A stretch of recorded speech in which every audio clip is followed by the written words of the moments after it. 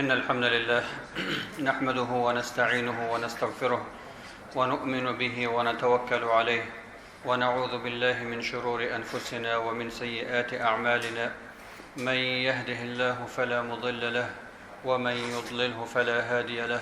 وأشهد أن لا إله إلا الله وحده لا شريك له، وأشهد أن محمدا عبده ورسوله. أما بعد، فأعوذ بالله من الشيطان الرجيم. بسم الله الرحمن الرحيم. ومن يتق الله يجعل له مخرجا ويرزقه من حيث لا يحتسب. صدق الله العظيم. إن الله وملائكته يصلون على النبي يا أيها الذين آمنوا صلوا عليه وسلموا تسليما. اللهم صل على محمد وعلى آل محمد كما صليت على سيدنا إبراهيم وعلى آل سيدنا إبراهيم، وبارك على سيدنا محمد وعلى آل سيدنا محمد كما باركت على سيدنا إبراهيم وعلى آل سيدنا إبراهيم في العالمين إنك حميد مجيد. ډیرو قدرمنو محترم مسلمانانو ورونو او خویندو، دغه مبارک آیت چې تلاوت شو په دې کې الله سبحانه وتعالی انسانان دې ته متوجه کوي چې د الله سبحانه وتعالی تقوا او خوف او پرهیزګاری اختیار کړي د ژوند په ټولو امورو کې، کاغه ټولنیز مسائل دي، کاغه تجارتي او اقتصادي مسائل دي، کاغه کورنی مسائل دي، یعنی د ژوند په ټولو اړخونو کې د الله تقوا او د الله ویره او خوف او پرهیزګاری. نو هغه څوک چې د شریعت په دایره کې وي او د الله عزوجل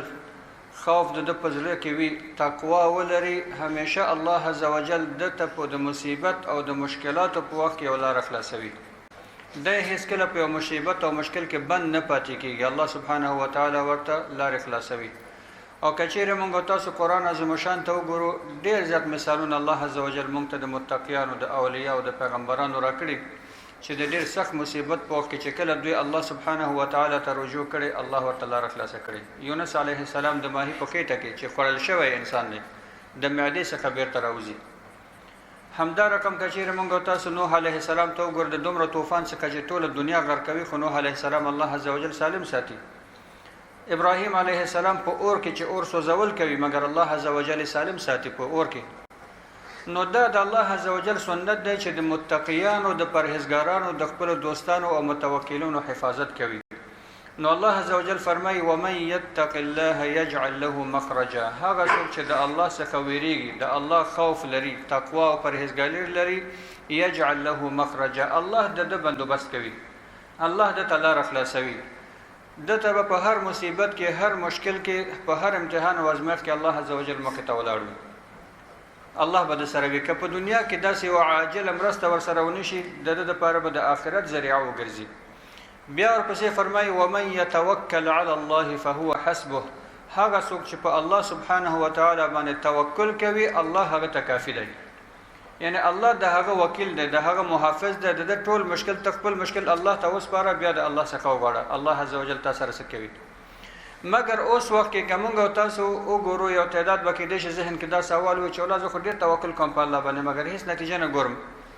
زه تقوا کوم نتیجه نه ګورم. مګر هغه توکل چې موږ نه غوښتل شوی دی، هغه توکل موږ نه کوو. زموږ توکل په ژبه باندې دی، په زړه کې نه دی. توکل سره کامل ایمان پکار دی، کامل صداقت پکار دی، کامل اخلاص پکار دی. واقعا چې ته الله خپل رب ومنې او د الله په ربوبیت باندې او په هماغه څه چې الله ته کوي هغه باندې ایمان ولري، بیا به ته نتیجه کتلی شي. مګر دا چې ته هغه لازم اسباب هم نه اخلي، هغه سالم ایمان چې پکار دی، هغه تقوا پرهیزګاری او اخلاص چې پکار دی، هغه نشته، مګر بیا نتیجې ته منتظر یو. نو ځکه الله عزوجل په بل حدیث شریف کې چې حدیث قدسی دی، په هغې کې فرمایي انا عند ظن عبدي بي. زه خپل بنده سره د هغه د ګمان مطابق چلن کوم. زما بنده په ما سره کوم ګمان لري. که یو انسان مریض دی او دی په دې باندې یقین او باور لري د زړه نه، په خوله باندې نه، یوازې په زړه باندې دی مطمئن دی، په دې باندې باور لري چې زما شفا راکوونکی الله عزوجل دی، الله ته التجا کوي چې الله ماته شفا راکړي، دی به بې دوا شي یا په یو څه اسباب باندې به ښه الله ورته شفا ورکړي. همدا رقم یو انسان دی چې ماته الله روزي رسوي، بندگانو نظر مستغنی ګڼي، الله عزوجل ته فرمان روزي رسوي. نو ځکه الله فرمایي چې زه خپل بنده سره د هغه د ګمان مطابق د هغه د یقین مطابق چلن کوم که په ما باندې نیک ګمان درلوده زه ورسره ماغسې چلن کوم که ما نعوذ بالله بد ګمان درلوده ماغسې چلن ورسره کوم د هغه د ګمان مطابق به خپله نتیجه ګوري. که چیرې موږ او تاسو خپل اسلامي تاریخ ته وګورو ډېر زیات مثالونه په دې اړه باندې پیدا کولی شو چې دغه متوکلینو او متقیانو صفاتو او الله عزوجل دوی سره څومره مرسته کوله. یو د هغه متقیانو څخه متوکلینو څخه چې حقیقتا په الله متوکلو، د زاهدینو څخه د علماو څخه محدثینو څخه یو شخصیت تیر شوی دی په درېیمه پیړۍ کې حاتم الاصم نومیږي. حاتم الاصم یو حاتم طایی دی چې مشهور دی، دا حاتم اصم نومیږي. اصم په عربي کې کون ته وایي، هغه څوک چې نه اوري. او د کونوالي د لقب چې د ته ولې اصم ویل کېږي دا هم یو قصه لري. هغه قصه داسې وه چې دا حاتم الاصم خو عالم و مفتي و خلکو به دته رجوع کوله په خپلو مسایلو کې. کومه ورځ یو انسان دته راغلی خپلې مسلې پوښتنه کوي، دا مسله چې خلاصه کړې دې نه مخکې چې دی ورته جواب ورکړي. انساني فطرت د انسان ضعیف دی، بې اختیاره د دغه شخص باد خارج شوی، باد ترې وتلی. دا چې باد ترې وتلی د هغه داسې خجالتي او حیا احساس یې کړی. حاتم الاصم رحمه الله چې هغه ته کتلی چې دغه انسان لږ ناراحته شو، ده ورته ویلې دا تا چې ما ته څه ولې ما نه دی اورېدلی، اصلا زه کوڼ یم، جګ جګ راته وایه. نو دا خبره قصدن درته زه د دپاره وکړه چې هغه داسې احساس وکړي چې هغه څه چې ما نه خارج شوي ده نه دی اورېدلی، دی پې اصلا پوه شوی نه دی. نو د هغه د حیثیت ساتلو دپاره د هغه دغه حیا د یا هغه خجالتي لرې کولو دپاره د ځان په کوڼوالي باندې واچو، زه کوڼ یم نه اورم، جګ راته وایه. نو دغه معنویات بیرته جوړ شول، دوباره خپل سوال یا پوښتنه ورته وکړه، بیا د ورته جواب ورکړ. تقریبا علما وایي چې 18 کاله یا 20 کاله دغه حاتم الاصم ځان په کوڼوالي وهلی و، ځکه هغه سړی ژوندی و، هغه انسان ژوندی و. کله چې هغه انسان وفات شو، هغې نه وروسته خلکو ته ویل چې زه نورمال یم، کوڼ نه یم، خو فقط د هغه سړي د ابرو ساتلو دپاره، د هغه د حیثیت ساتلو دپاره چې دی 10 کاله بعد دا احساس ونه کړي چې ولا په هغه ورځ کې د زما یا هغه انساني فطرت چې څه شی و هغه یې اورېدلی دي، یعنې دی 10 کاله بعد یا 20 کاله بعد هم د خجالتي احساس ونه کړي. نو په دغه اساس باندې دا د دومره تقوا او پرهیزګاري وه چې د یو انسان د حیثیت ساتلو دپاره دی 20 کاله یا 13 کاله ځان په کوڼوالي باندې اچوي تر څو دغه حیثیت وساتل شي. بیا دغه حاتم الاصم رحمه الله دته په اسلامي تاریخ کې د اسلامي امت لقمان حکیم ویل کېږي، ځکه دی عالم و مفسر و محدث و ډېر حکمت سره به کارونه ترسره کول. دغه حاتم الاصم دی د شقیق بلخي شاګرد پاتې شوی. 13 کاله د شقیق بلخي چې ورته وایي زموږ تاسو د بلخ افغانستان دی، او شقیق یو ډېر غټ عالم او ولی تېر شوی. د هغه 13 کاله شاګردي تېره کړې ده، 13 کاله هغه سره ملازمت کړی دی. حتی د ده څخه یو وخت پوښتنه وشوله چې تا چې دغه تقوا پیدا کړې، دا پرهیزګاري چې تا کې پیدا شوې دا د څه رنګه لاسته راوړی؟ یعنې دومره تقوا او پرهیزګاري چې ته لرې، موږ چې ډېر کوشش کوو نه وررسېږو ورته، تا څه رنګه دا تقوا او پرهیزګاري لاسته راوړې؟ حاتم الاصم رحمه الله ورته وفرمیل ما 4 کاره کړي دي، په دغه 4 کارونو باندې الله عزوجل دغه تقوا ما ته رابخلې. لومړی دا دی چې علمت ان رزقي لا یأخذه احد غیري فاطمئن قلبي، ما په دې باندې ایمان درلوده چې الله عزوجل ما ته رزق او روزي نوشته کړي، زما روزي معلومه ده په دې دنیا کې، زما روزي بل څوک نشي اخیستلی. زه مطمئن شم، په زړه کې د هر چا زړه نه مې د خلکو ته کینه او حسد او بدبیني او دا ټول شیان مې وویستل چې ولا فلانی به مانه وظیفه واخلي او فلان به ماته دا مشکل جوړ کړي، زما به معاش کته شي، زما به روزي کته شي. هغه روزي چې ما ته نوشته شوی الله ما ته تعین کړی دی، هغه ما ته رسیږي، هغه ما څخه هېڅوک نشي اخیستلی. نو چې بل څوک زما روزي نشي کمولی، زما څخه نشي اخیستلی، زه ولې خلکو سره بدبیني وکړم، ولې خلکو ته بد وګورم؟ په دې ناحیه باندې مطمئن شم چې زما روزي کې څوک لاس نشي وهلی، هغه ما ته نوشته شوی. دوهم دا دی چې ان عملي لن يتقنه غیري فاشتغلت به، زه په دې باندې پوه شم، ایمان مې پیدا کړ، باور مې پیدا کړ چې زما کار بل څوک نشي کولی، نو ما په خپل کار کې خواله نورم زیات کړ. هغه کار چې ما ته نوشته شوی، هغه کار چې زه کوم، زما کار بل څوک نشي اخیستلی، هغه کار چې ما نه غوښتل شوی هغه به زه کوم. نو ما په خپل کار کې اخلاص او اتقان پیدا کړ. اتقان خواله ته وایي، یعنې مهارت سره په اخلاص سره کار به وکړم. نو چې څومره کار به مې کوو برکت به پکې زیاتېده. ځکه هم حدیث شریف کې رسول الله صلی الله علیه وسلم فرمایي ان الله یحب من العامل اذا عمل ان یتقنه، الله عزوجل د کار کوونکي څخه د عامل څخه هغه په هر مجال کې کار کوي، الله عزوجل د هغه څخه دا غواړي چې هر کله کار کوي په اتقان سره وکړي. اتقان یعنی په کامله توګه باندې اخلاص سره هغه خپل کار تر سره کړي. نو دا رحمه الله هم فرمایي چې زه پوه شم چې زما کار بل څوک رانه نشي اخیستلی، بل څوک نشي کولی، هغه کار چې ما نه غوښتل شوی هغه به زه کوم. نو ما په خپل کارونو کې اخلاص پیدا کړ، صداقت مې پیدا کړ، نو ما کې تقوا پیدا شوله. او دریم دا دی چې علمت ان الموت یطلبني فاعددت الزاد لذلك اليوم. زه پوه شم چې مرګ زما په لټون کې دی، یو ورځ نه یو ورځ زه مړ کېږم، هر انسان وفات کېږي،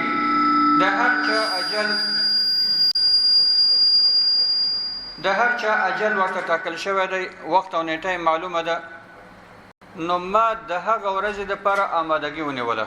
آمادګي مې ورته شروع کړه چې نن به مړ کېږم، سبا به مړ کېږم، بل سبا، یعنې په دې معنا چې د الله سبحانه وتعالی طاعت، اخلاص او صداقت مې الله سره شروع کړه. نو همیشه مرګ ته مې آمادګي درلودله. د مرګ څخه هغه ویره د ده نه خلاصه شوله. اوس ولې موږ د مرګ څخه ویرېږو؟ ځکه مرګ دپاره هغه کامله آمادګي ورته نه لرو. یو سړی که سفر کوي، سفر دپاره ځان سره د لارې زاد اخلي، د لارې توشه ځان سره اخلي، مګر کله چې یو انسان سره د سفر دپاره بکس نه وي، د سفر دپاره لازمې جامې نه وي، د سفر دپاره لازم خوراک نه وي، هغه د سفر مصارف در سره نه وي،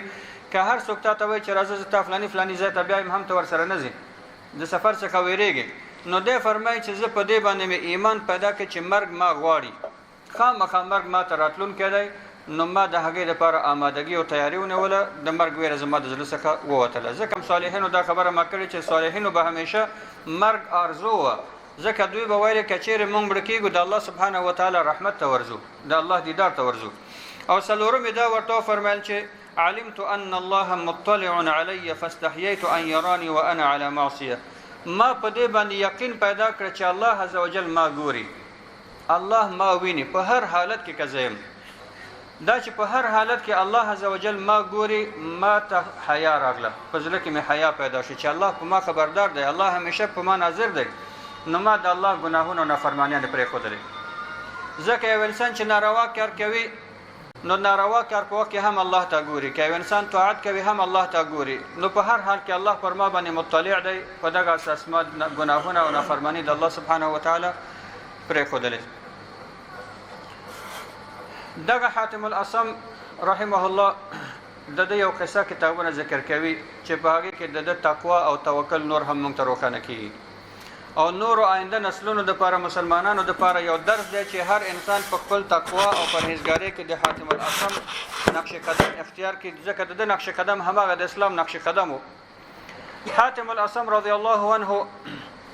ډېر نهایت غریب او فقیر انسان و، ځکه دنیا یې پرېښودلې و، آخرت ته توجه و، کاروبار یې ډېر دنیا دپاره نه کو، هماغه فقیرانه ژوند یې و. د حج موسم را نږدې شو، خو په هغه وخت کې حجونه خلکو پیاده کولې، مدینې منورې څخه به پیاده ورتلل، د افغانستان څخه به پیاده ورتلل، نورو هېوادونو څخه به پیاده ورتلل، 6 میاشتې 7 میاشتې منزل به یې کوو، یو کال به یې منزل کوو. حتی داسې وخت به راتله چې په یو کښتۍ کې به د راتلونکي حاجیان ښکته کېدل، تلونکي حاجیان به سپرېدل، هغو به 6 میاشتو کې دلته را رسېدل، دوی به سپرېدل چې 6 میاشتو کې هلته ورسېږي. نو دغسې وضعیت و. د حج موسم را نږدې شو، قافلې حج طرف ته، مکې مکرمې طرف ته روانې دي، هر سړی چې زاد او مال او امکانیات لري حرکت کوي. خو د حاتم الاصم زړه نه الله خبر دی، د ده زړه هم ترپېږي، دی هم تصور کوي چې څرنګه وکولی شم زه هم حج ته لاړ شم، د کعبې مشرفې دیدار وکړم، د الله عز وجل دغه فریضه ادا کړم. مګر کله چې خپل امکاناتو ته ګوري، د سره حتی د خپل عیال او اولاد دپاره د 2 ورځو خوراک نشته، د خپل شخصي مصرف او لګښت د سفر زاد او توښه ورسره نشته، بله چاره نه وغیر د دې نه چې الله ته رجوع وکړي، په ژړا شي چې یا الله زما زړه ستا په حرم کې دی، ستا په کعبه کې دی، ستا دیدار غواړي، ستا د کور دیدار غواړي، حج ته مې تمنا او ارزو ده، مګر امکانات نه لرم، یا الله ته ماته لاره خلاصه کړي. څو ورځې مسلسل ده به همدغه ارزوګانې کولې، ژړل به یې. د ده په کور کې یو وړوکې لور ده، ماشومه ده، تر ټولو کشرۍ لورې ده. دغه لور پلار ته راځي، وایي پلاره ته ولې ژاړې هره ورځ؟ وایي بچیه قافلې روانې دي، حج ته ځي، زما زړه هرې قافلې سره ځي، خو ما سره امکان نشته چې زه حج ته لاړ شم. نو په دغه اساس الله ته التجا کوم او ژاړم. لور ورته وایي پلاره نو ته ولې نه ځې؟ وایي بچیه خو ډوډۍ را سره نشته، زما خپل مصرف هم نشته، ستاسو فکر هم را سره دی، کورنۍ فکر هم را سره دی. نو هغه ورته وایي چې پلاره ته تشویش مه کوه، حج ته لاړ شه، مونږ ته الله روزي راکوي، زمونږ رازق الله دی، ته زمونږ رازق نه یې.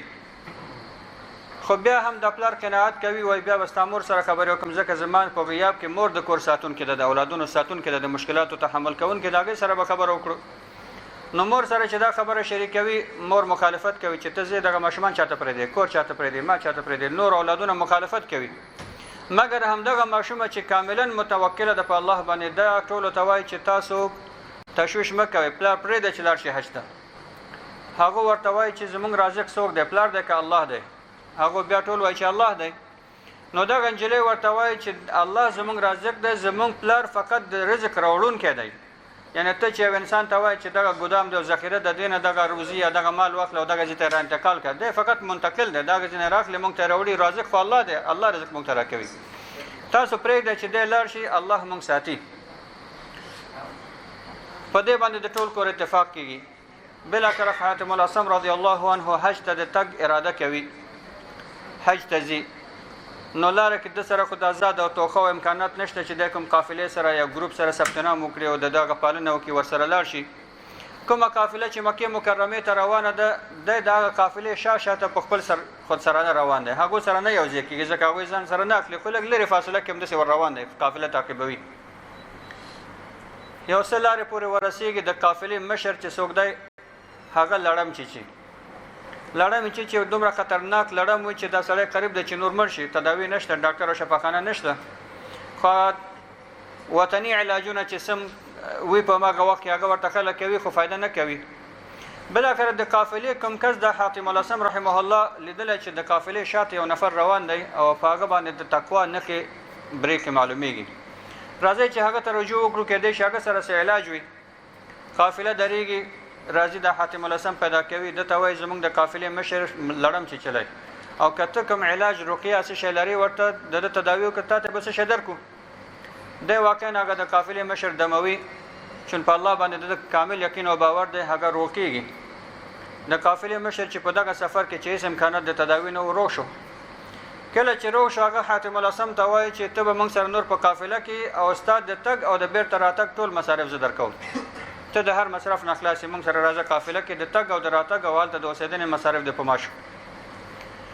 یعنی دا د توکل او د یقین په الله باندې نتیجه وه چې د په الله باندې یقین او توکل وکړه الله عز وجل ورته اسباب برابر کړه د حج مشکل خو حل شو د لارې مصارف حل شو د اقامت او د بودوباش مسایل حل شو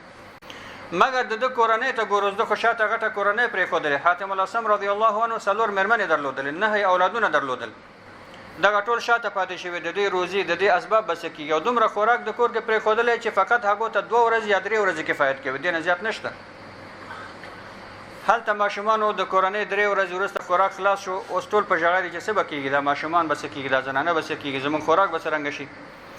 ټول په همدې فکر کې د ټول هماغه ماشومان جلای چې چا مشوره ورکړي چې د لار شي هغه ملامتوي چې دا ټول ستاده لاس او دا ټول جنجال تا مونږ ته جوړ کړه دا تا دا وکړه هغه ورته وایي چې ما په الله توکل کړی په الله مې یقین دی چې الله به مونږ ته روزي راکوي هماغه الله چې پیدا کړي زمونږ پلار ته ورکوي مونږ ته راکوي تاسو تشمیش مه کوئ الله یو لاره برابروي دوی په همدې خبرو کې دي چې د دوی دروازه ټکول کېږي دروازه ټکول کېږي څوک وروځي څوک وای بادشاه یا امیر ستاسو دروازې شاته را ولاړ دی تګی شوی دی ستاسو نه اوبه غواړي نو دا زنانه د مېرمن هم اول تشویش کوي چې دا څوک موږ پر رشخند وایي بادشاه زموږ دروازې ته راځي موږ نه اوبه غواړي دوی خو بیچارهګان په دشت صحرا کې اوسېدل کوم جونګړه به ود د کور او قصه داسې وه چې دغه بادشاه خپل وزیرانو سره یو ډله مقربینو سره ښکار ته وتلی دی نو ډېر لرې مسافې ته تللی دي هلته د دوی اوبه خلاصې شوي دي بادشاه سخت تږی شوی دی دومره تږی شوی چې نورې خوله وچه شوې د هلاکېږي چا ته ویلې اوبه راته پیدا کړه هغه وایي دا خو دشت او صحرا د اوبه نشته خو تاسو وګوره نږدېترین کور چې د چا وي هماغه کور ته ورشئ د هغو څخه اوبه وغواړئ هغو چې نږدېترین کور ته راځي د حاتم الاصم کور دی نو دغه زنانه هغه کوم جام یا کنډول یا کوم شی چې لري هغه لږ صفا کوي اوبه پکې اچوي د باندې وړي هغه وزیر ته شاته ورکوي خادم ته بادشاه ته ورکوي بادشاه چې دا اوبه څکي د دې اوبو څخه ډېر خاص خوند اخلي یو خو ډېر نهایت تږی شوی دی بل دا دی چې هغه څوک تقوادار او پرهیزګار وي د هغه په مال کې برکت وي خوند کوي ډېر ساده شی به درته پوښ کړی وي ډېر ساده شی به درته وړاندې کوي خو ته به ډېر په لذت سره خوند سره خورې ځکه هلته تقوا ده برکت د اخلاص دی بادشاه وایي دا رقم اوبه چې نن ما وڅکلې ما په عمر کې نه وڅکلې دا کور د چا دی ورته ویل کېږي دا د حاتم الاصم کور دی وایي هماغه د الله ولی چې دی نیک انسان چې دی وایي هو وایي غږ یې ورته چې دغه ته مجازات ورکړو یعنې انعام ورته ورکړي یا تحفه ورته ورکړو ځکه هغه پخواني بادشاهان ولو که ځینې ګناهونه او ناروا کارونه به هم کول، خو یو نیک صفت د هغو دا و چې هر چا به ورسره نیکي کوله بدله به یې فوراً ورکوله، ډېره زیاته بدله به یې ورکوله. دوی ورته وایي چې حاتم الاسم څو ورځې کېږي حج ته تللی او موږ خبر شوي چې د ده په کورنۍ کې هېڅ شی نشته، دا 2 ورځې 3 ورځې ماشومان د لوږې نه ویده کېږي. بادشاه یو کمربند اغوستلی وي، دا کمربند کې ټول دا قیمتي جواهر دي، لال او زمرد او مرجان او فلان او فلان. دا کمربند خلاصوي او د ده کور ته ورغورځوي، وایي دغه واخلئ خپل مشکل پې حل کړئ. هغه ډېر قیمتي کمربند دی. او بیا د خپلو وزیرانو ته وایي چې هغه څوک ما سره مینه او محبت لري او زما احترام لري خپل کمربند خلاص کړي او د کور ته ورغورځوي. هر وزیر کمربند خلاصوي کور ته ورغورځوي، بل هم خلاصوي کور ته ورغورځوي. د کمربندو باران شو د کور کې. بالاخره یو غټ تاجر راځي، دا ټول کمربندونه په ډېر اوچت قیمت سره د دوی څخه اخلي او بیرته هر کمربند خپل مالک ته ورسپاري. دا ځینې تاجران هم غواړي چې بادشاهانو ته لږ نږدېوالی ښکاره کړي، ځکه د دوی نه بیا ګټې اخلي. نو دا تاجر دا کمربندونه په خپل قیمت سره اخلي او بیرته هر کمربند خپل مالک ته ورکوي، د بادشاه ته ورکوي، د وزیر ته ورکوي. د حاتم الاسم کورنۍ ته دومره مال جمع شي چې دوی وایي موږ ته دومره مال را جمع شو چې تر مرګه پورې موږ ته کفایت کوو،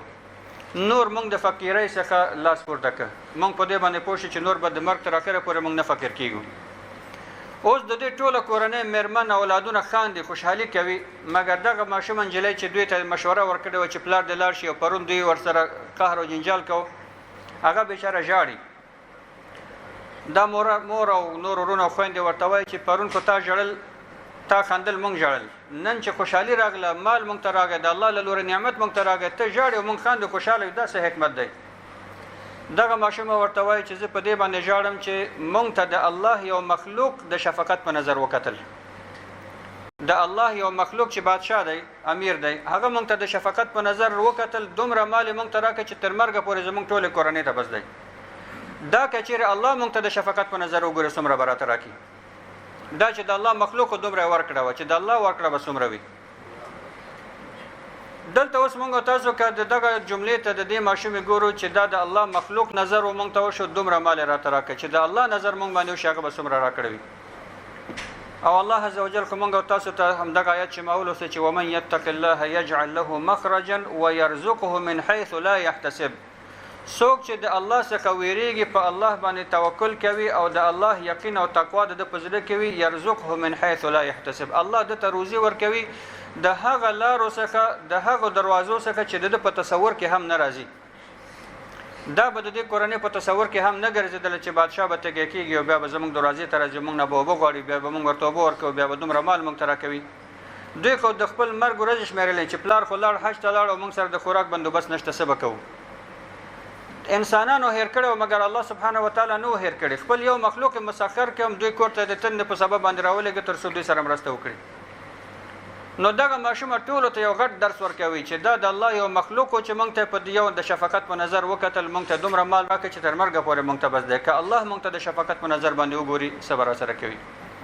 نو ځکه الله عز وجل بیا فرمایي چې ومن یتوکل علی الله فهو حسبه، څوک چې په الله توکل کوي الله ورته کافي دی،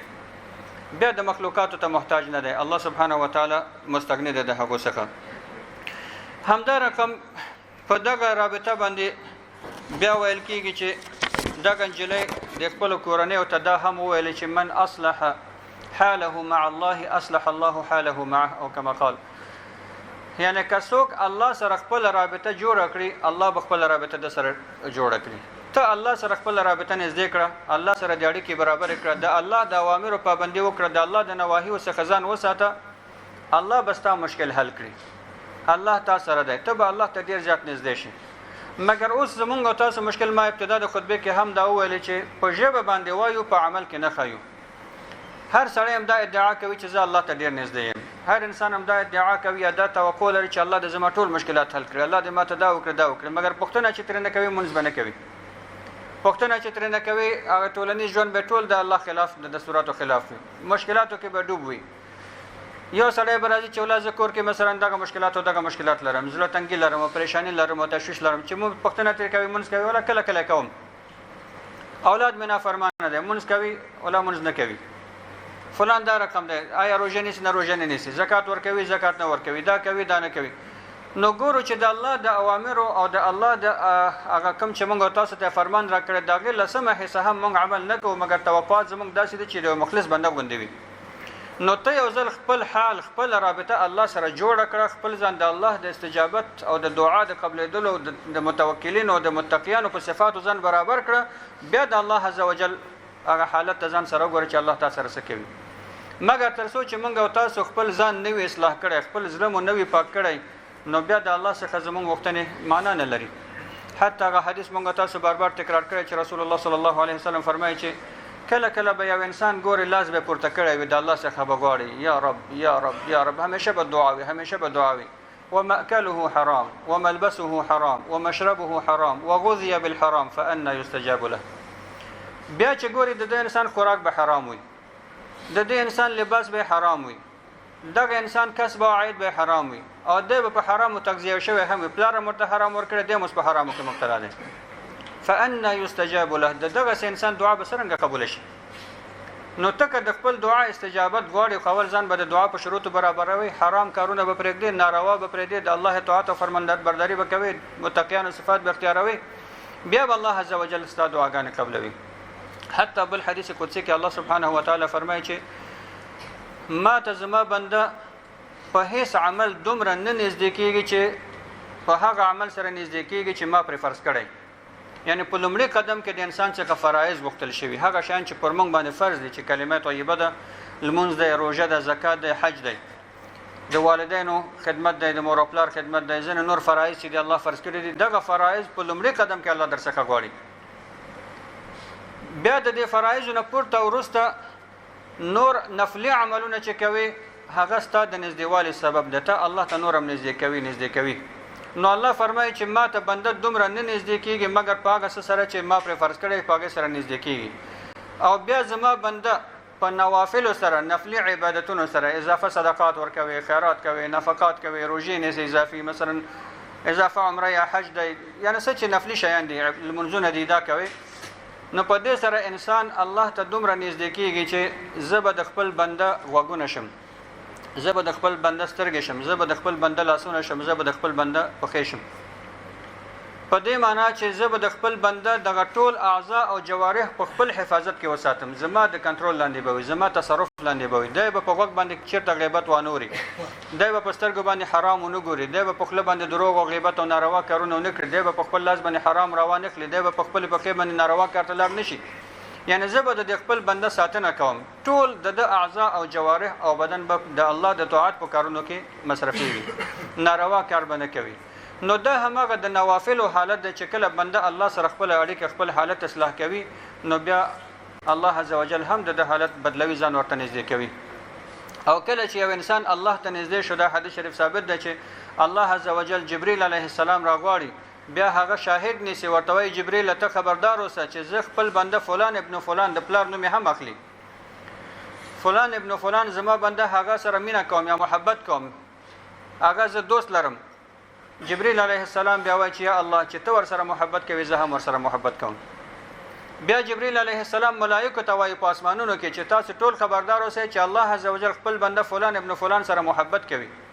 ټول ملائکه وایي چې ته شاهد اوسه چې موږ هم ور سره محبت کوو چې ملائکه هم ور سره محبت پیدا کړي بیا الله عزوجل دغه انسان دغه متقی او پرهیزګار انسان محبت د بندگانو په زړونو کې واچوي په دنیا کې هر څه ور سره محبت کوي ځینې انسانان موږ تاسو په ټولنه کې ګورو د الله د لپاره ور سره محبت لرو د الله د لپاره مخخيږي ولې مخخيږي د لپاره نه چې د ښه مالدار سره دی د ښه سرمایدار سره دی د منصبدار سره دی د مثلا قومي مشر فلان فلان دی فقط د لپاره چې دا متقی انسان دی د تقوادار انسان دی د الله د اوامرو پابند دی نو دغه انسان محبت الله زما په زړه کې اچولې ستا په زړه کې اچولې کله یو انسان بګوري چې د اقتصادي وضعیت نه ډېر غریب او فقیر وي مګر ټول ور سره محبت کوي دا همغه محبت چې الله سبحانه وتعالى د تقوا په نتیجه کې د په زړه کې اچوي نو د الله د اولیاء څخه ګرځي نو په لومړي قدم کې د انسان څخه همدا غوښتل شوی چې خپل فرایض تر سره کړي د فرایضو نه وروسته خپل نوافل تر سره کړي په دې سره به انسان الله عزوجل ته نږدې کیږي همدارنګه د حاتم الاصم قصه چې ما وکړه د ځینې نور اقوال هم چې زهد او تقوا او پرهیزګاری باندې موږ تاسو ته بلنه راکوي وارد دي یو د هغه د اقوالو نه دا دی چې هغه انسان څلور کارونه وکړي دا مستقیم انسان دی. دغه انسان به همیشه په خیر باندې وي، شر او مصیبت څخه به ګناه څخه به لرې وي. یو د هغې نه دا دی چې التفقه فی الدین، چې دی په دین باندې ځان پوه کړي، فقه حاصله کړي، پوهه حاصله کړي، خپل د دین ضروري مسایلو باندې پوه شي او خپل د دنیا مسایلو باندې هم باید پوه وي. حلال او حرام باید وپېژني، په ټولنه کې ژوند باید پېژني، د خلکو حقوق پېژني، خپل حقوق پېژني، مسؤلیتونه پېژني. نو فقه باید په دین کې د دین پوهه پیدا کړي. همدارنګه دوهم توکل دی چې انسان په الله باندې توکل پیدا کړي او د توکل هغه اسباب او هغه څه چې د حقيقي متوکلینو څخه ګرځوي هغه پوهه هم پیدا کړي. دریم اخلاص دی، اخلاص صداقت، چې هر عمل د الله لپاره وي،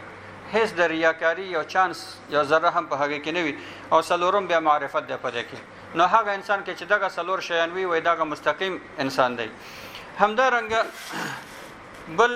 ځکه دې مونږ تاسو ته فرمایي چې وای درې خصلتونه یا درې صفات دي چې دا په ځان کې پیدا کړه. کچېرې دغه دې په ځان کې پیدا کړه نو ته به مستقیم یا کامیاب انسان اوسې. یو دا دی چې اذا عملت فذكر نظر الله اليك، هر کله چې کار کوي عمل کوي په دې باندې باید یقین ولري چې الله تا ګوري. نو کله چې الله تا ګوري سره کوم عمل باید وکړي، کاغه عبادت د دنیوي کارونه دي. اوس مثلا کې یو سړی دفتر کې دی او د خبر وي چې زما سپروایزر ما په دا کمره کې ګوري یا مستقیم را باندې ولاړ دی، خصوصا دغه لیبر طبقه کې مونږ تاسو ډیر دا ګورو، تر څو چې ور باندې هغه سپروایزر یا منیجر یا سربراه مشر چې ولاړ وي ټول به داسې کار درته کوي چې ماشینی کار درته کوي. خو چې همدا سپروایزر یا منیجر لږ اخوت یو کافي سکلو د پر لار بیا بودیم ټول سیګریټونه ولګوي، قرار بناستوي، کار نه کوي. نو دلته چې هر وخت کار کوي په دې باندې پوښه چې الله تا ګوري، نه چې الله عزوجل تا ګوري، ستا د هر خصلت او د هر ذره ذره ناظر دی، تا ته پاغي باندې نیک عمل درکوي یا په ګناه باندې مجازات درکوي. نو باید نیک عمل تر سره کړي. دوهم دا وایي چې هر کله چې ته خبرې کوي په دې باندې باید یقین ولري چې الله ستا خبرې اوري، الله ستا خبرې نوشته کوي. دا چې الله ستا خبرې اوري او ستا خبرې نوشته کوي ته سره کوم خبرې باید وکړي، ځکه د قیامت پر ورځ دغه عملنامه بیرته تاته درکول کیږي. دا خبرې او الفاظ چې ته کوي په عملنامه کې به د قیامت پر ورځ ګوري. نو اوس خپل فکر وکړه ته سره کوم خبرې په خپل عملنامه کې غواړي، څه باید تاته نوشته وي، هغه څه خبرې باید وکړي. داسې خبرې مه کوه چې نن ته کوي سبا ور باندې ته پښیمانه یې، د یو بل انسان زړه په باندې ازاریږي، الله په باندې خفه کیږي، د قیامت پر ورځ تاته د رسوایي او شرمندګۍ سبب ګرځي. نو باید په دې باندې متوجه اوسئ. همدارنګه بیا فرمایي چې واذا سکت فذكر علم الله فيك، او کله چې خاموشه هم یې په دې باندې یقین ولري چې الله ستاسو زړه نه هم خبر دی، زړه دې سره کم دی، په زړه کې څه کوي. نو زړه دې هم باید صاف وي، سالم وي الله سبحانه وتعالى سره. یو څوک راغی دغه حاتم الاصم ته ویل ستا دښمن څوک دی یا چا سره بدبینی لري. حاتم الاصم رحمه الله ورته فرمایل چې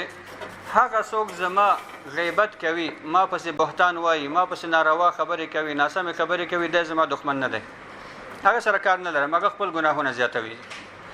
خو نن سبا خو موږ ټولنه کې داسې یو کې یو چا راته ویل فلاني تا پسې خبره وکړه، موږ لس خبرې نورې ورته کوو، دی بیرته زموږ خبرې هغه ته رسوي، بیا د هغه ته هغه خبره جنجالي کېږي. ول زما دښمن هغه نه دی چې ما پسې غیبت کوي، ما پسې بهتان وایي. همدارنګه زما دښمن هغه څوک نه دی چې زما مال واخلي، یعنی ما باندې ظلم وکړي، بلکې زما حقیقي دښمن هغه دی چې ما د الله د طاعت څخه ګرځوي او ګناه ته مې رابلي. هغه انسان چې مثلا که یو انسان مونځ کول غواړي او ته ورته وایي چې راځه هر ورځ مونځ کوي، نن موږ سره کېنو مجلس به وکړو سره، یا نن سره برابر شي بیا چېرته سره ګورو پرېږده دا مونځ نه به پرېږدو، یا ته یو بل د نیک کار کوي، د طاعت کار کوي او دغه انسان تا د طاعت د لارې څخه لرې کوي. زما حقیقي دښمن هماغه څوک دی چې ما د الله د طاعت څخه لرې کوي، ګناه را باندې کوي، کاغه هر قسم ګناه وي، که وړه وي که لویه ګناه وي، نو دغه زما حقیقي دښمن دی. نو په همدغه اساس دا جمله هم مونږ تاسو ته ډېر ښکلی درس دی چې مونږ په ټولنه کې خپل ملګري انتخاب کړو. زما ملګری باید څوک وي، زما دوستي باید چا سره وي، زما دوست باید هغه څوک وي چې دغه قول دغه خبرې هم ما طاعت ته رابلي، هغه سره ناسته ولاړه هم ما طاعت ته رابلي، هغه سره کېناستل دغه سره کورنۍ اړیکې هم ما د الله طاعت ته رابلي. مګر چې یو چا سره ستا کورنۍ اړیکې ستا او ستا اولاد د نیک لارې څخه بل لارې طرف ته بیایي، ستا لورګانې حجاب کوي، خو یو چا سره د کورنۍ اړیکو ساتلو په سبب ستا لورګانې حجاب پرېږدي یا ستا زنانه حجاب پرېږدي یا ته خپله لمونځ پرېږدي یا خپله یو نور ناروا عادتونه پیدا کوي، دغه سړي سره اړیکې مه ساته. یعنی هغه څوک چې هغه سره ستا اړیکې، ستا ناسته ولاړه، ستا معامله، ستا تجارت، ستا خبرې د نیکی او د تقوا پرهیزګارۍ سبب ګرځي اړیکې ورسره وساته او څوک چې تا ګناه ته رابلي د هغه څخه خپل اړیکې قطع کړه دغه قطع کول هم د الله دپاره دي دلته بیا دا په زړه کې مه ګرځوه چې الله دا خو فلانې خفه کېږي فلانې خفه ځکه ته دلته چې لرېوالی کوې د الله دپاره کوې که نږدېوالی کوې د الله دپاره کوې همدارنګه امام احمد بن حنبل رحمه الله چې د حنبلي مذهب مجتهد مؤسس هم دی